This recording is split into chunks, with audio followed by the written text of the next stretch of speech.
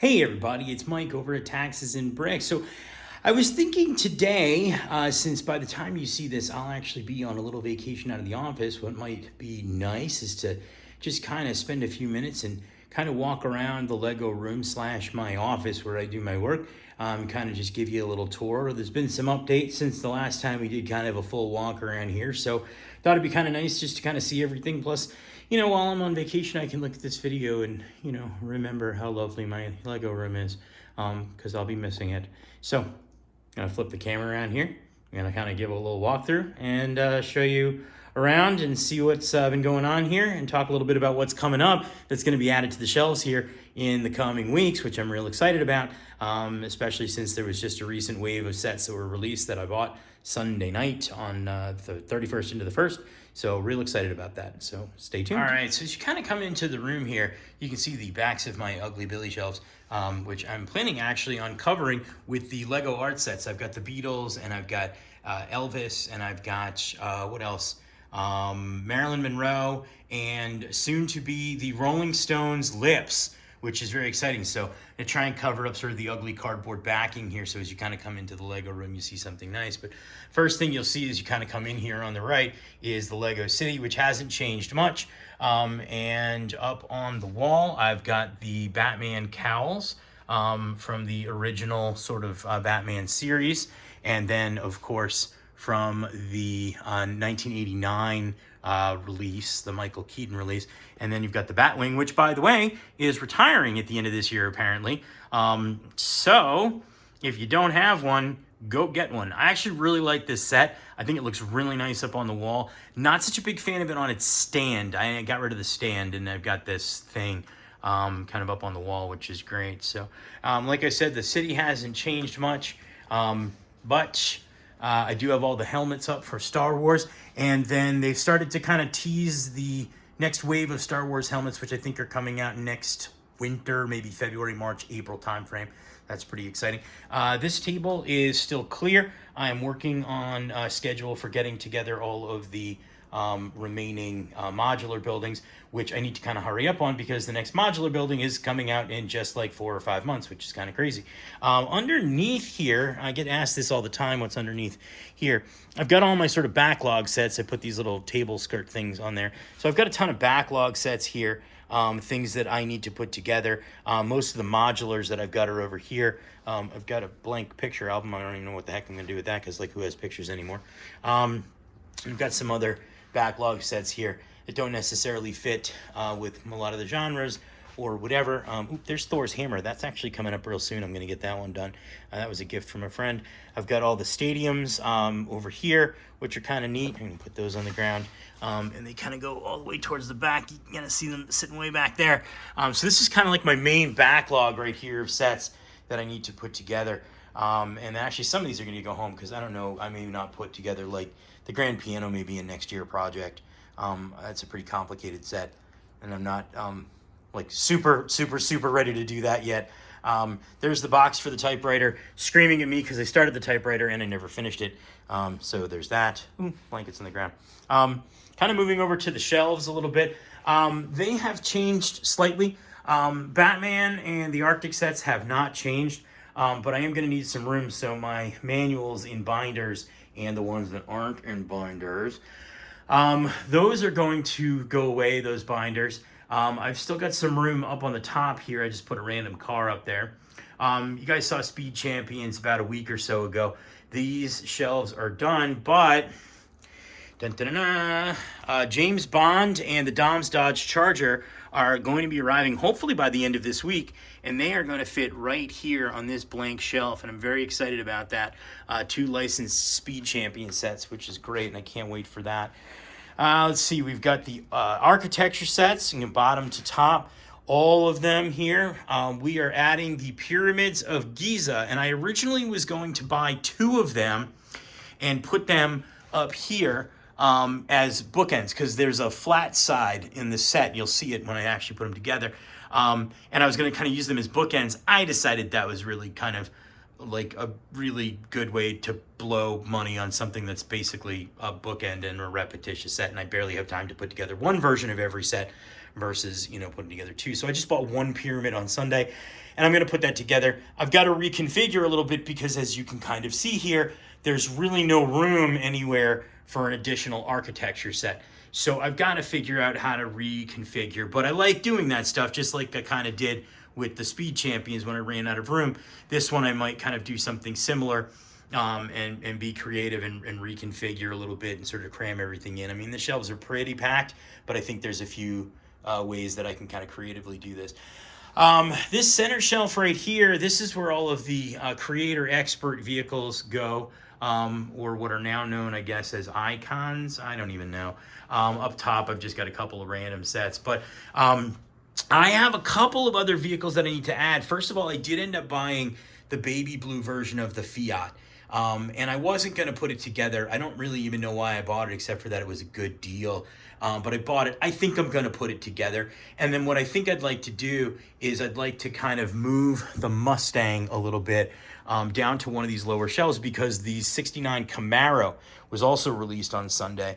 And I bought one, and so that's coming, and I'm going to put that together. I mean, I've got a lot of space down here where I could even add a shelf in the middle. I could move the Simpsons house someplace else. That could go up maybe on top of one of these shelves or something like that. I also have, to go with the Simpsons house, I have the Quickie Mart. So that's going to get together. Maybe that could kind of be in its own little sort of display or whatever. So yeah, oh, this was recently added too. I did a video on the Vespa. It's been sitting at my house, and I finally brought it in. I stuck it next to the Harley figure, you know, whatever. So that kind of looks nice there. And then I have another one or two creator expert style vehicles, one of them by Mega Bloks. Yeah, I cheated on Lego, and I bought a Mega Bloks set that I want to put together. I don't know if I'm going to display it or not, but anyway, next shelf over is all the Technic stuff. The only Technic vehicle that I'm adding is the Ferrari here, which I think is going to be a winter project. And I'll have to reconfigure everything a little bit here because I will want to display the Ferrari kind of prominently. So what I might do is I might actually put the Ferrari down on this shelf here, and then move the Land Rover, which, by the way, also retiring at the end of the year. I love this set. It was my first Technic set. And I still kind of, like, I don't know, get like kind of queasy thinking about how I put this thing together, and I did it right, but I was so nervous the entire time. And I might move the Jeep, you know, somewhere else down here or whatever. Oh, there are some of my books. Ooh, my Ferrari book fell over. Eek! I still haven't opened it and looked at it. And I don't know, I'm a little bit nervous. I paid like $60 for it, and if you go on eBay, people are selling them for $300. And I'm not like a reseller of things, but I'm thinking to myself, gosh, should I really care about this book enough, or should I just sell it for $300 and buy more Lego? I don't know. We'll see what happens. All right. This right now is still kind of being used for backlog sets, but it's getting cleared out. This had 3 or 4 different sets in there that have been done at this point. This set's going to be gone and done and put together soon. So is this. And then the A-Wing's going to be done. This is an empty box, so that can go out of here. And then the Republic gunship is going to be done real soon here. And that's going to leave Millennium Falcon in this cardboard box, the Star Destroyer in this cardboard box, and then I've got the Super Star Destroyer over here, which needs to get put together, and then the AT-AT. And I think that carries me with the Star Wars sets through the fall. And then all that's going to really leave in these 2 shelves is the Ferrari, the Titanic, which I can't even think about starting that, 10,000 friggin' pieces, and then the Coliseum, another one where it's just a lot of little pieces and whatever, which I'm really excited about. I've been holding that for a long time because I've kind of been nervous. We got a little 80s theme shelf going on here, although with the Fender, that's not really 80s, although I guess people did play them in the 80s. Optimus Prime, and we've got the Stranger Things set, the Upside Down. Big boy Voltron in the back. Nobody puts Voltron in a corner. Just funny. I forgot, up above the Technic shelves, I've got the Technic sailboat, the racing yacht, and then I put the Maersk ship here. I have the other Maersk ship. I actually bought it, and Lord knows what I did with it. It's in a box, a cardboard box somewhere, because I did buy it used. I don't know if I'm going to put it together and have both of the sets, but one of the things is as I start to kind of run a room, if you can see, I have all of this sort of real estate above the shelves, and what I'm thinking about doing is putting in some shelves kind of anchored to the walls and putting up some of the larger, narrower sets. Like I think the Maersk would look good, kind of elevated a little bit up here, and that will buy me a little bit of real estate. some of these sets could fit on some shelves up there. And that's what I might end up also doing with the architecture sets, is just going upwards a little bit on there. All the NASA and space sets are up here. Some of them are easy to see from here, some of them are not. But you've got ISS behind, which is also apparently retiring. We've got Discovery. I've got the Saturn V rocket, which is also retiring at the end of this year. Space Shuttle Discovery. I've got the Curiosity rover, the Women of NASA set, which I really love. Ulysses and the Hubble, also great sets here. And then, poor lunar lander, crashed and burned on the floor. So, see, we've got the X-Wing up here, and then we've got the Sopwith Camel across the top. I've got Nintendo with the new cartridges that I put together. These are mock cartridges. They were created and designed by, a fan, a builder. So they're not actually officially Lego sets that were released. They're Lego pieces, but they came with the instructions. So these aren't actually made by Lego Corporation. The set came with this Mario Brothers cartridge, and I just built these others that I bought. But it's a great set, and I actually really love looking at it every day. Down below here, we've got the Slave 1 and the Y-Wing. I think by the time you see this, there's going to be another set. The Tantive 4 is going to be on this shelf as well. And then I think what I'm going to do is these sets are going to kind of pull forward a little bit, and as I kind of break them, of course. And then basically what I want to do is behind these sets is where I'm going to have to drop the shelf down a little bit, I think, is where I'm going to put the Millennium Falcon. It comes on a stand, so it can sit sideways and you can see the whole ship. It's going to need a bit bigger of space than that is, so I'm going to have to drop this shelf down a little bit, which is okay. And I've got spare shelves for the PAX shelves, so that's pretty exciting. Rounding the corner here, you can see I've been working on the Spring Lantern Festival for a couple of months now. I just don't have time when I'm in the office to build, so it just kind of sits here in a state of incomplete bliss, but that's okay.